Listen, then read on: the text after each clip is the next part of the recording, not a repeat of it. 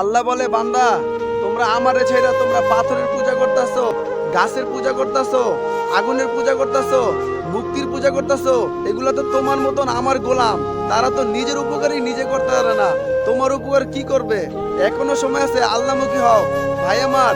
যে আল্লাহ চিরস্থায়ী জান্নাত তোমাদের দিবে, যে আল্লাহ তোমাকে জাহান্নাম থেকে বাঁচিয়ে জান্নাত দিবে, ওই আল্লাহকে ভুলে তোমরা কিভাবে ভালো থাকো? যারা মোবাইলে সবসময় সময় দাও, যারা ইউটিউবে সবসময় সময় দাও, যারা ফেসবুকে সবসময় সময় দাও, কিন্তু আল্লাহর ফরজ হুকুম নামাজ, নামাজের সময় আল্লাহর মহান হুকুম পুরা করো না।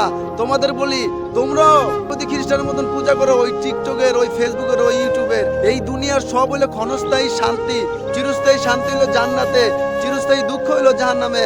যারা আল্লাহ আল্লাহ রসুলকে ভালোবাসো, তোমরা আল্লাহ রসুল আমাকে লাইক কমেন্ট না কইরা এই কালেমার দাওয়াত নিজে যাও আর নিজে আমল করো। আল্লাহ খুশি হইবে, তোমার নবী তোমাকে হাসরের ময়দানে সুপারিশ করবে এই কালেমার দাওয়াত দেওয়ার কারণে। লা ইলাহা ইল্লাল্লাহ মুহাম্মাদুর রাসূলুল্লাহ।